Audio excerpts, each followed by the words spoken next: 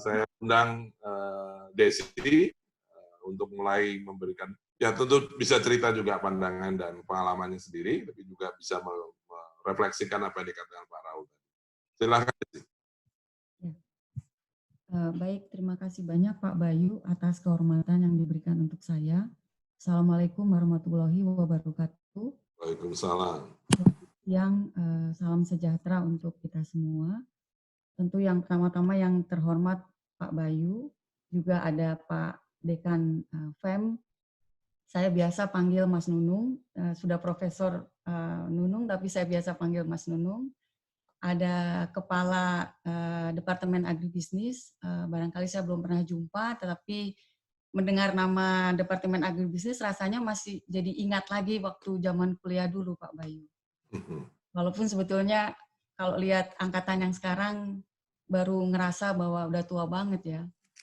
Tapi anyway, Pak Raul dan juga kakak kelas saya juga Mas Indro, ini kehormatan besar untuk saya.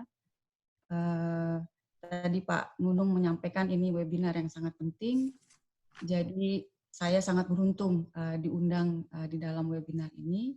Barangkali ingin menyampaikan mungkin dari pengalaman saya Pak Bayu, dan juga menanggapi apa yang tadi disampaikan oleh Pak Raul, khususnya terhadap 4 poin yang beliau sampaikan: inner balance, private, kemudian transparansi, dan juga collaboration.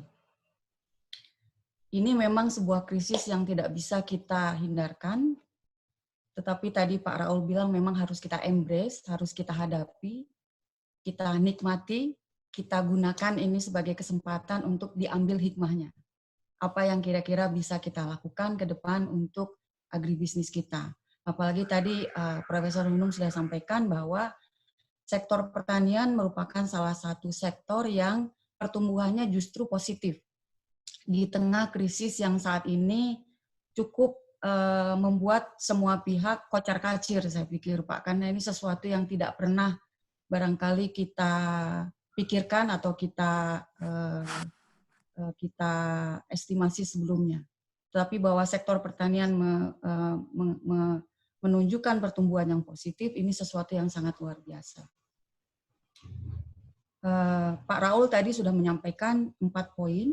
Saya pikir poin pertama mengenai inner balance, apabila saya linkkan dengan sustainability, adalah aspek atau pilar people. Jadi tadi Pak Bayu sudah sampaikan di awal, 4 pilar sustainability, people, planet, profit. Saya tambahkan 1 P lagi Pak, yaitu partnership. Tantangan agribisnis bahkan sebelum COVID-19 ini terjadi, sudah banyak sebetulnya. Agriculture dihadapkan dengan resiko yang sangat besar terkait dengan bencana alam, ketidakpastian pasar atau harga. Saya berasal dari mungkin lebih banyak dari industri sawit, pernah mengalami di mana petani dan perusahaan memutuskan untuk tidak panen sawit, itu lebih baik ketimbang panen karena harganya sangat jatuh waktu itu. Jadi banyak petani yang bahkan memutuskan tidak panen. Jadi ini resiko yang sudah dihadapi jauh sebelum COVID sebetulnya. Dan juga agriculture dihadapkan pada ketersediaan sumber daya alam, khususnya lahan dan ketersediaan air. Kemudian juga ditambah dengan market requirements, yang saat ini makin banyak market requirements, ada food safety, ada traceability, ada sustainability. Untuk palm oil mungkin ISPO dan RSPO adalah market requirement. Tadi Pak Raul sampaikan pentingnya juga transparansi. Saat ini big brands di food supply chain itu khususnya yang menggunakan minyak sawit sebagai bahan baku mengharuskan traceability sebagai bagian dari transparansi. Setiap supplier harus bisa menunjukkan dari mana origin minyak sawit tersebut berasal. Dan itu harus dipublikasikan di dalam public domain. Jadi itu tantangan yang sebetulnya sudah dihadapi oleh agribisnis, oleh agriculture. Nah, di masa pandemik ini, tantangan tersebut bertambah. karena ini sesuatu yang di luar kemampuan dan juga di luar prediksi setiap pihak, maka terjadilah kemudian peningkatan permintaan dari konsumen, ada consumer shift di dalam consumer behavior. Apalagi pada saat awal terjadi krisis ini, terjadi panic buying, jadi ada peningkatan permintaan secara tiba-tiba, padahal beberapa komoditas pertanian kita itu sangat tergantung kepada impor. Saya ibu rumah tangga, jadi saya juga mengalami bagaimana tidak bisa mendapatkan gula pasir waktu itu, dan rupanya kita memang ada ketergantungan impor gula pasir juga. Dan dengan adanya COVID ini tentu ini mempengaruhi juga global supply chain, global logistik, semua negara panik, dan beberapa negara memberlakukan lockdown, termasuk mengurangi atau menghentikan sementara ekspor komoditas yang selama ini mereka lakukan, karena mereka khawatir dengan ketersediaan food di dalam negeri mereka. Nah, sementara Indonesia cukup tergantung beberapa komoditasnya pada impor, termasuk beras misalkan, 34% Indonesia menggantungkan impor berasnya kepada Vietnam, dan baru-baru ini Vietnam memutuskan untuk melakukan temporary suspension untuk melakukan ekspor beras ke negara lain. Nah, ini sesuatu yang menjadikan agribisnis menerima tantangan yang jauh lebih besar. Dan juga pemerintah, sektor swasta mengalami tantangan yang besar karena ini menyangkut juga ketersediaan bahan baku bagi bisnis, bagi pemerintah juga ketersediaan bahan pangan bagi masyarakat, bagi bangsa kita. Nah, jadi bagaimana agribisnis bisa mengambil hikmah, tapi juga sekaligus menjadikan ini turning point, bukan untuk kemudian jatuh, tapi malah bangkit lebih jauh lagi dari yang sekarang. Sektor pertanian bahkan menyumbang pertumbuhan yang positif, tapi masih ada celah, masih ada peluang yang bisa kita lakukan di dalam agribisnis ini. Tadi Pak Raul, salah satu poin yang Bapak sampaikan betul sekali adalah bagaimana di dalam krisis ini melihat peluang tersebut. Saya coba runtun satu-satu 4 pilar tadi dari sustainability. Jadi kalau pertama adalah people, maka Pak Raul tadi sudah sampaikan inner balance. Seluruh fokus pemerintah saat ini saya pikir diarahkan untuk menjamin kesehatan bagi masyarakat, ketersediaan bahan pangan, kemudian ada stimulus ekonomi. Semuanya memang ditujukan agar tercipta tadi inner balance. Keadaan ini sudah membuat banyak pihak stres dan juga tertekan. Nah, inner balance ini memang sangat penting. Dan peran dari bisnis di dalam sektor agribisnis adalah bagaimana memastikan health and safety dari para employee-nya, dari para karyawannya, dan juga menggandeng atau mengajak masyarakat untuk juga mereka menikmati inner balance ini.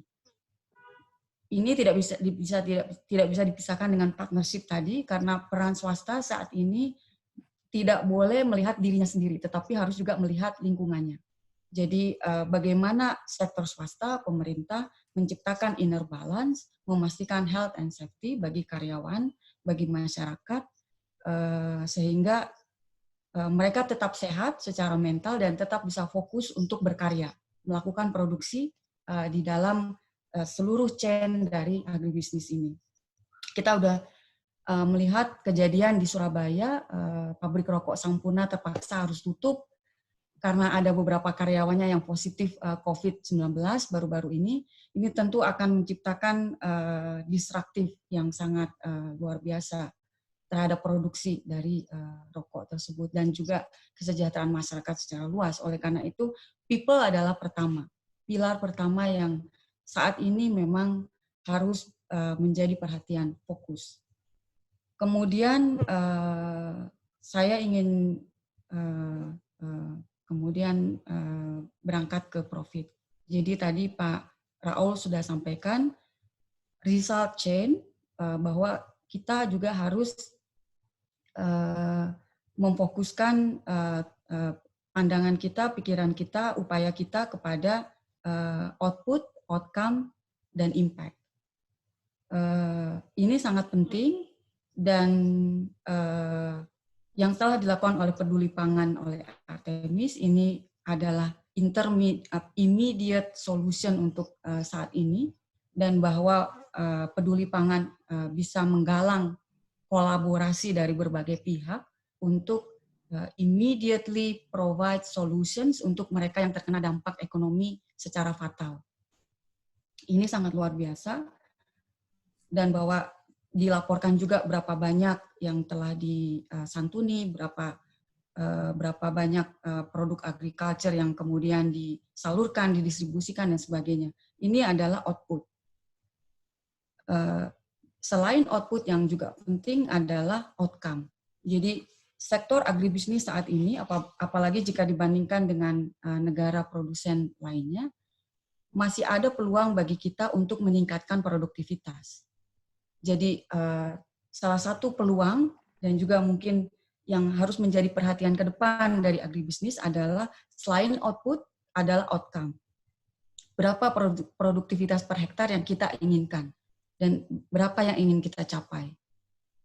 Kebanyakan dari komoditas pertanian kita sayangnya untuk sampai saat ini produktivitasnya masih lebih rendah ketimbang negara-negara produsen lain, baik itu minyak sawit, karet, kopi, bahkan juga sehingga sangat disayangkan, sangat sayang bagaimana bahwa agriculture menghadapi keterbatasan sumber daya alam, tetapi kita sendiri produktivitasnya masih belum optimal.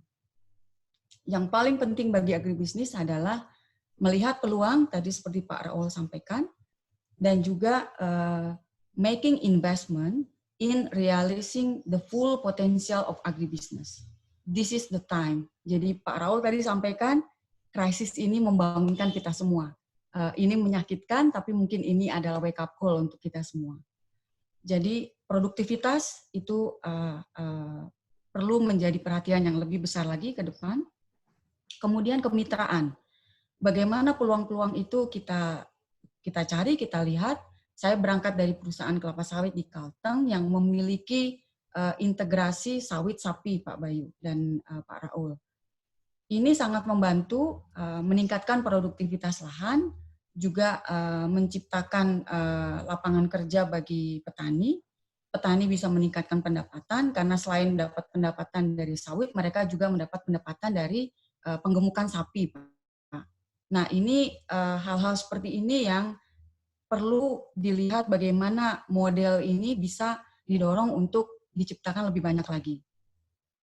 Tidak hanya sampai di situ, COVID-19 telah menciptakan pembatasan mobilitas kita semua. Saya melihat bahwa ini harusnya menciptakan juga peluang wirausaha. Mungkin kemitraan sawit sapi pada saat sebelum COVID sudah mencukupi, tetapi pada saat COVID atau barangkali setelah COVID, perlu dilihat apakah akan digiring sampai ke hilir. Misalkan dari hasil penggemukan sapi tersebut dijadikan industri rumah tangga yang menciptakan pengalengan daging sapi misalkan, sehingga produknya itu bisa didistribusikan secara lebih luas lagi. Dan bisa 2 menit lagi? Ya, bisa Pak. Dan menciptakan pendapatan yang lebih banyak bagi petani. Kemudian menciptakan produk pangan yang mendukung nutrisi masyarakat. Kita impor sugar, kita impor gula, dan saat ini impor tersebut cukup terkendala. Bagaimana kita ke depan menciptakan produk pangan yang mungkin less sugar. Ini juga akan meningkatkan kesehatan masyarakat. Karena mereka yang mempunyai penyakit penyerta menjadi lebih rentan terhadap COVID-19. Less sugar, less kalori mungkin, mengurangi konsumsi beras, beralih ke singkong atau ubi. Kemudian circular economy, Pak. Agriculture menciptakan banyak waste, bagaimana teknologi inovasi menciptakan,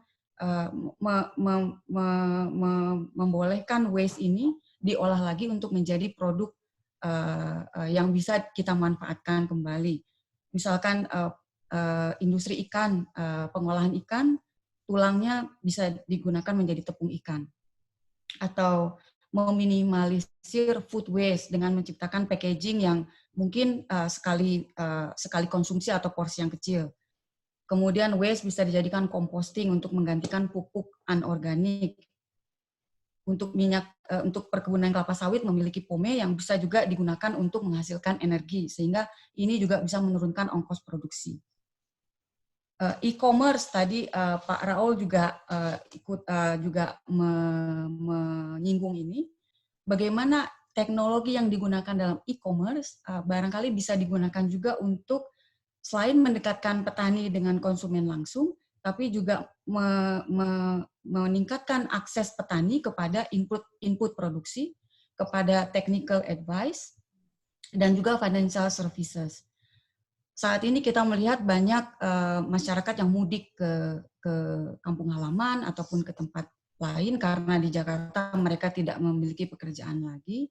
Apakah ini bisa dijadikan peluang untuk mereka dibina menjadi para penyuluh pertanian, Pak? Saya tidak tahu untuk komoditas pertanian lainnya, tetapi untuk sawit memang keberadaan penyuluh pertanian ini sangat minim. Barangkali ini yang bisa dilakukan, kemudian mendorong kewirausahaan lokal, dan juga bahwa saya baca juga bahwa sebetulnya perusahaan yang mempunyai atau menerapkan sustainability itu memiliki kinerja yang lebih baik di pasar saham yang saat ini banyak saham-saham yang berjatuhan, Pak. Tetapi HSBC meluncurkan report baru-baru ini bahwa perusahaan yang menerapkan sustainability malah outperformance di pasar stok di Eropa maupun di Amerika.